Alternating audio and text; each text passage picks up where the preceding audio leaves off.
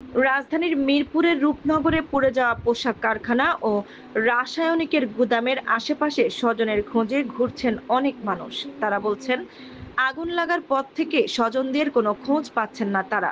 Mobile ফোনেও সাড়া পাচ্ছেন না। ইতোমধ্যে ওই আগুনে ১৬ জনের মৃত্যুর খবর দিয়েছে ফায়ার সার্ভিস, যাদের সবার লাশ পোশাক কারখানাটির দ্বিতীয় ও তৃতীয় তলা থেকে উদ্ধার করা হয়েছে। মঙ্গলবার বিকেল ৪টায় প্রথম দফায় ৯ জনের এবং সন্ধ্যা ৭টার পর মৃতের সংখ্যা বেড়ে ১৬ জন হওয়ার তথ্য দেওয়া হয় ফায়ার সার্ভিসের তরফ থেকে। নিহতদের নাম ও পরিচয় এখনো জানতে পারেনি ফায়ার সার্ভিস ও পুলিশ। তাদের চেনার উপায় নেই বলে জানানো হয়েছে। এদিকে পুলিশের পক্ষ থেকে এখনো নিখোঁজ ব্যক্তিদের কোনো তথ্য দেওয়া হয়নি। রাজধানীর মিরপুরের রূপনগরে মঙ্গলবার পোশাক কারখানা ও রাসায়নিকের গুদামে লাগা আগুনের পর ঘটনাস্থলে পোশাক কারখানায় কাজ করা খালিদ হাসান সাব্বিরকে খুঁজছেন তার মামাতো ভাই শাকিল আহমেদ।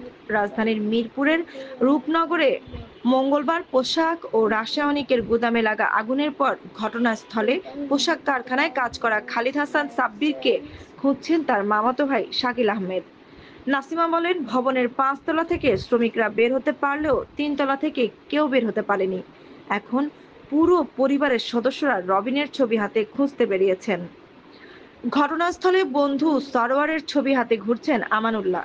তিনি বলেন, তার বন্ধু সেখানকার একটি ওয়াশিং ফ্যাক্টরিতে হেল্পারের কাজ করতেন। অল্প কয়েকদিন হলো সরোয়ার এখানে কাজে যুক্ত হয়েছেন।